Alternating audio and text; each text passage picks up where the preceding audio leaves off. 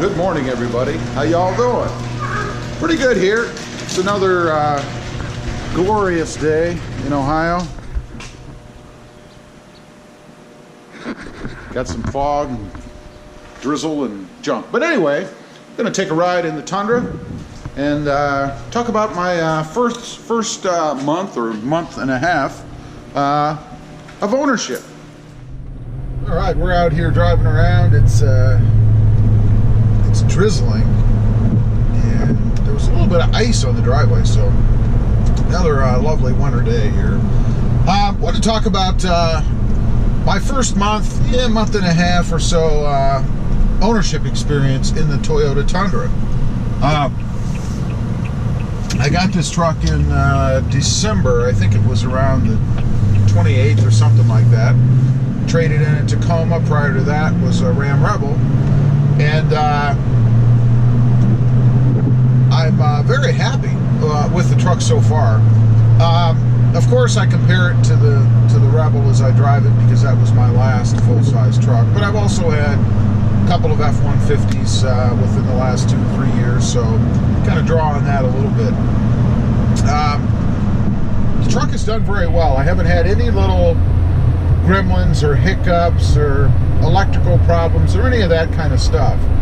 And it's always a drag, and you almost expect it anymore, or at least I did in some of the other trucks that I had, to get a new truck or a new car or whatever and have some kind of problem.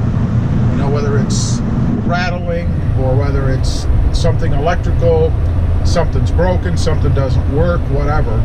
And that's just a testament to the poor quality or the poor quality programs of some of these companies. I haven't had that in the Tundra.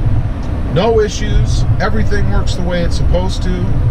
I don't even have a rattle in this truck. And you know, I think that's saying a lot, because as big as this truck is, there's a lot of parts that come together. There's a lot of wiring underneath panels, and a lot of opportunities to have rattles. I don't have any of that. Very, very happy about that. I've had some issue in, the last 3 full-size trucks that I've had. Transmission gremlins in the Fords, and then a little bit of an electrical thing and a whistle in the Rebel. And those were pretty much almost right after I got the trucks. So it's not like it's something that developed over time. They kind of came that way. But not so in the Tundra. We'll touch on fuel economy real quick, because everybody asks and then everybody complains when you talk about it. But it is a fact of life. We do have to put gas in these vehicles. It does cost money to drive them and run them. So right now I'm getting 14.7 miles to the gallon. That's about 70% side roads, 30% freeway, something like that. And then when I am on the freeway, it's stop and go most of the time for rush hour, both going to work and coming home. So 14.7 miles to the gallon. It's not great, but it is a truck, again, and we're not going to dwell on that. The power of this truck, you know, one thing for me that I always want in any vehicle is good power. And I'm not saying every vehicle has to, you know, be a 0 to 60 in 2-second car, but I like off-the-line power. I like power when I'm getting on an entrance ramp on a freeway and I want to speed up. I don't want to have to wait, and I don't want to lag. You know, there's nothing worse than a laggy vehicle. And the Tundra's not like that at all. I'm very impressed with that. It has plenty of power, and I'm not talking about tow haul mode. It has plenty of power. No issues. When I want to go, it goes. When I take off the line, it's not like it's wanting. It's not like it's needing more to be able to get up to speed when I want to. And it's not like I always, you know, am racing from stoplight to stoplight. But it does do very well in that area, and I'm pretty happy about that. Excuse me. The looks of the truck, you know, I've mentioned before in some other vehicles that I've bought that for me, it's always looks, number one, that attract me to any vehicle. Truck, car, whatever, motorcycle, even my Gator. it has to look good. And the Tundra does, in my opinion. I think it looks fantastic. It's pretty simplistic, I guess, pretty basic looking compared to some of the other models out there. You know, if you look at the Ram Rebel, it's got all kinds of aesthetic features on the outside, but I like the simplistic look of the Tundra, and I like that you can add or remove things to it to make it your own.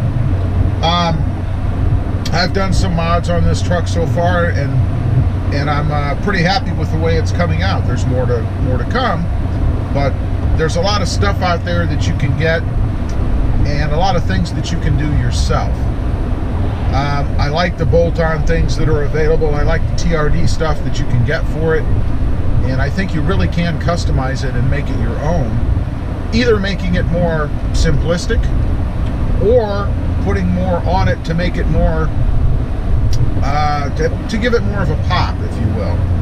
I prefer the more simplistic with this truck myself. I'm not looking to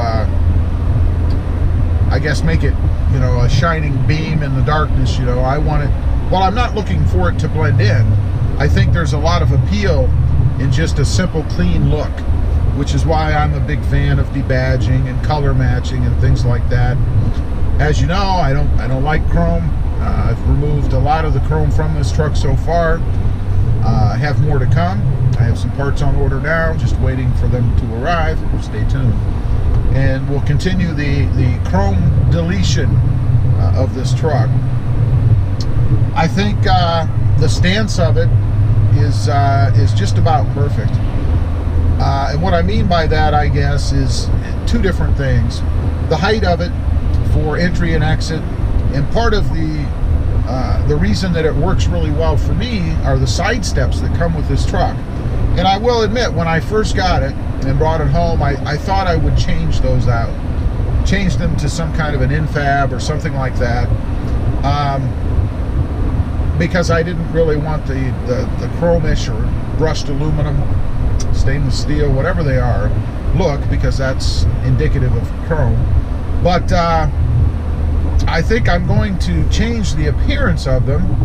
As far as getting rid of the chrome look, it'll be some kind of a Line-X treatment or something, and keep them the way that they are. They are very, very functional because of their size. They make it very easy to get in and out of this truck. And I don't really hate the appearance of the footprint of them themselves, if that makes any sense. It's just really the color at this point. So we're going to take care of that. The second thing with stance is its position on the road, if that makes any sense. The other trucks that I've had, and I think it's more the length or the angle of slope on the hood. When you drove the other trucks that I had, or when I drove the other trucks that I had, they always felt huge on the road. It always felt like you were constantly trying to place the truck. I was pleasantly surprised with the Tundra. I didn't realize, I guess, that there would be such a difference in how this truck is set up and placing it on the road within your lane. And again, I think that's because of a shorter or more sloping hood. When you look off the left of it, which is how I place the truck on the road when I drive, when I look off to the left, over the hood and down the hood, it's just much easier to place on the road. Now that might be a pretty trivial thing, I don't know, but it is something that obviously you have to pay attention to when you're driving a bigger vehicle.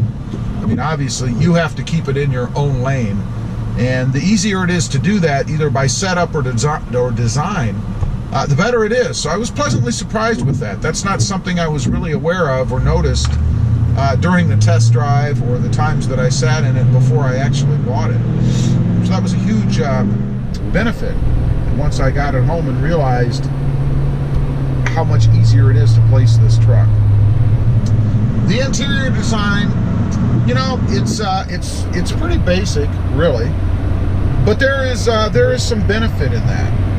You know, it's easy to tell where everything is. You don't have to hunt through 15 different buttons to try to figure out something.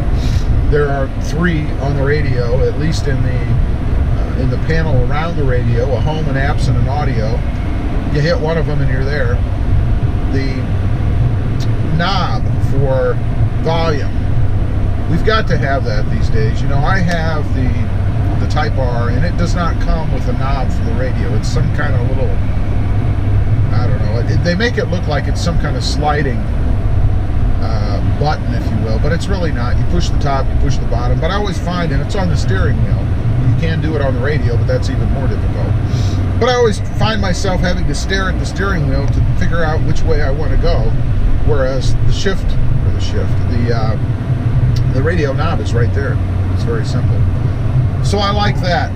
The room inside this thing I've talked about before. Still very happy with that. It's cavernous in here, plenty of space. I would say it's equivalent or probably bigger than what the Rebel was. And that's one thing that I liked about the Rebel, was how big it was inside.